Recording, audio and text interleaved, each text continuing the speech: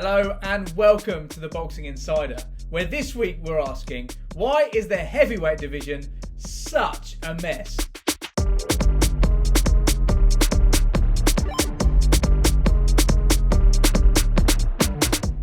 Like I said, there's been a lot of work going on in America, in the UK with trainers to make sure that he can hit the ground running and have a perfect camp for what is a really important fight. Tyson wants to fight. He's made it very clear he wants to fight in the first quarter, and we're working hard to make it happen for him. If they really sell that fight and they get a big audience, I think it's a big fight in the UK. This year has the potential to be a huge one for the division, but it's safe to say right now it's in a bit of a mess. By now we all expected a fight between Tyson Fury and Dillian Whyte to be signed, but we're still waiting. So what is going on? Well, I spoke to Frank Warren. You know, we're all frustrated. I mean, the big frustration is that we've not managed to get on yet the fight between him and Usyk for the 4 belts. That's the real fight that we all want to see.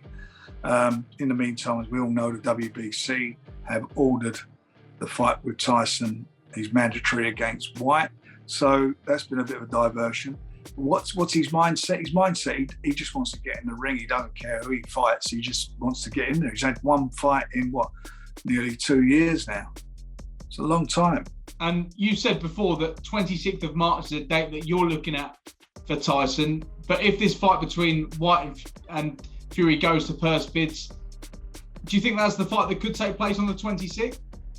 Well, it depends what happens. I mean, 24 hours is a long time in boxing, and we've got a week, so a lot can happen during that week, and we'll see how it all pans out, as I said. So what actually are purse bids? Well, when rival promoters can't agree upon a deal, then purse bids are ordered, and it's effectively like a blind auction. The promoter with the highest bid earns the right to stage the fight under their own banner. Now, the purse bids for Fury against Whyte were supposed to be this week. They've now been pushed to next week, but will they actually happen? Well, I asked Gareth A. Davies what he thinks. I do, but I do think that 7-day hiatus, James, is really good news, because it means that they aren't just moving on and finding a fight for Tyson Fury. Yes, they'll be looking at other fights, of course, because they want to get him out, as Frank said, on March the 26th. Bob Arum's confirmed definitely in the UK. But if the Whyte negotiations or Whyte-Fury negotiations take place this week and they talk maybe around the 80-20 split and they get to 75-25, 72-28, 70-30, I think we're on. And then I think they might push the date back a little later so they can push it outdoors. They could do it in early April. If you want to try and make 25-30 million from that fight to make it viable, so that Whyte's earning 5 million and Fury 25 million. If they really sell that fight and they get a big audience, I think it's a big fight in the UK, then I think we will get it. And I do think that extra week does give the opportunity for them to renegotiate, have a little look at it. Arum and Hearn may play hardball, real hardball, and say, no, we're not shifting from 80-20. And then Whyte's just going to have to take it, or they'll go to purse bids. And then, of course, when it goes to the purse bids, as Frank Warren outlined on Fight Night Saturday night, there's going to be some mega bids coming in, because people will see, they'll really assess how much the fight is worth, and they'll be bidding huge amounts. Eddie Hearn, if he wins it with DAZN, they could put a huge package in. Sky could win it, Triller could win it. You just don't know. So there's lots of options open. I'm really glad that it's been extended another week. But what's going on with Anthony Joshua? There had been some talk about a potential step-aside deal.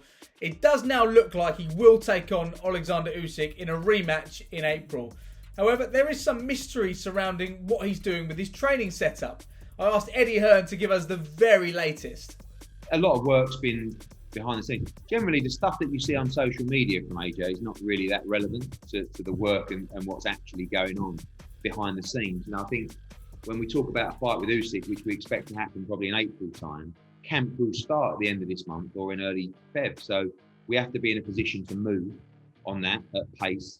And he has to be in a position to move with a training team. And I just finished a call where they said, are you concerned? He still hasn't got a trainer yet. Or I said, well, what? I said, well, you don't know that. Just because he doesn't post it on his Instagram doesn't mean he hasn't been working tirelessly behind the scenes, which he has.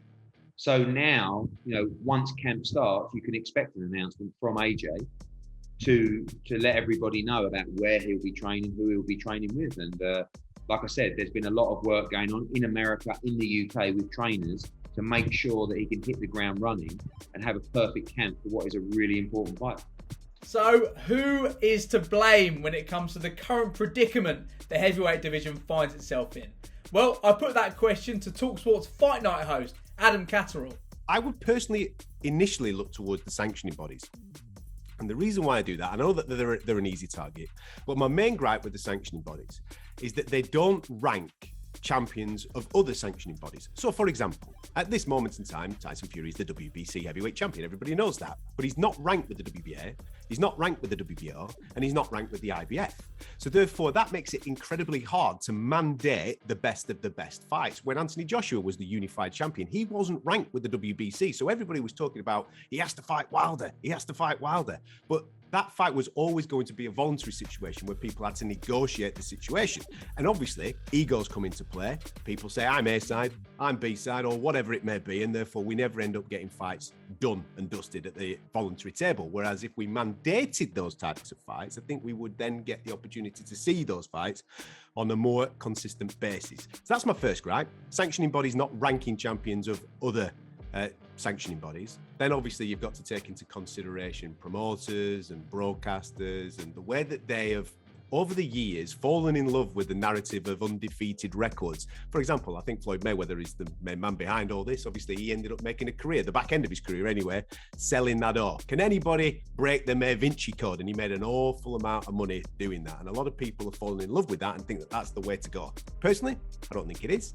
I actually think if you've got an undefeated record, you're not fighting the right people. And we as fans want to see people fighting the right people. Now, one thing I'm keen to discuss is rematch clauses. Since the start of 2020, only Fury and Wilder have fought for the WBC belt, and at the same time, only Pulev, Usyk and AJ have fought for the other three. Now, those other three are going to be tied up for a little while longer because Usyk and AJ are going to have that rematch in April. So, do we need to scrap the rematch clauses? I put that question to trainer Joe Gallagher. I don't know where this rematch clause comes in for a mandatory. If you're the mandatory, there's no rematch clause. You have to win. If you don't win, you lose, and that's it, and the champion goes on.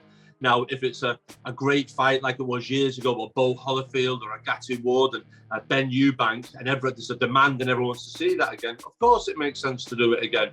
But Alexander Usyk beat Anthony Joshua convincingly. So why are we having a rematch? We all want to see Usyk versus Tyson Fury. Fury Wilder was a great fight. That's 3 fights. And it's amazing. Deontay Wilder was brought over here for the Joshua Klitschko fight. And there was talk then that the winner of that would fight Wilder. We're 2022 now, and that fight never happened. Yet Tyson fought, Fury fought him 3 times. So these mandatories, I think if we get rid of rematch clauses for mandatory challenges, then that's it. I think we're up and running, and you can't have these rematch clauses on mandatories. They're the mandatory, they deserve the spot, and if they win, and it's their time to move on, and that's it. And if you lose, then you've got to build your way back up again. However, those views are not shared by promoter Kalle Sauerland. Well, let me put it into perspective here. If you have a heavyweight world champion and you are giving Joe Bloggs the chance to box for that heavyweight world title, and it's a voluntary, you can choose Joe Bloggs, you can choose James Bloggs. Yeah, it doesn't really matter because it's a voluntary. If you give that person the opportunity as a promoter, as well as the boxer, that's an opportunity you're presenting. So you want to, and this, by the way, it doesn't necessarily mean a rematch. You might earn on his future fights. They're called options. And you might take 20% on his future earnings for the next 3 fights. That's not different to a football club selling on a player and having a resale clause. Yeah.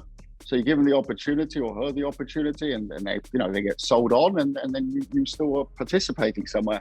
You're not going to change that, because it's the way it works, and it works quite well.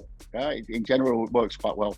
In general, you won't see rematch clauses and option agreements as such going away, because the investment is made into world champions, that they carry the power. And if they're giving someone the opportunity, then of course in a business, and once again, boxing is not, it's not a business that's funded by the state or something. It's a business, and that's what it is. It's private money, and it's guys in that ring, guys and girls in that ring who are absolutely taking part in a high risk sport and need to be rewarded for that. So at the highest end, of course, they're going to take their crust off if they lose, whether they do that in a rematch clause or in future earnings. So why is the heavyweight division in such a mess at the moment? Well, there's a number of factors at play here, namely too many promoters who don't get along, too many sanctioning bodies, too many rematch clauses, and too much fighter inactivity. Sadly, as boxing fans, this is just something we have to accept. But I will say, sometimes the soap opera outside of the ring is as good as what we see in it.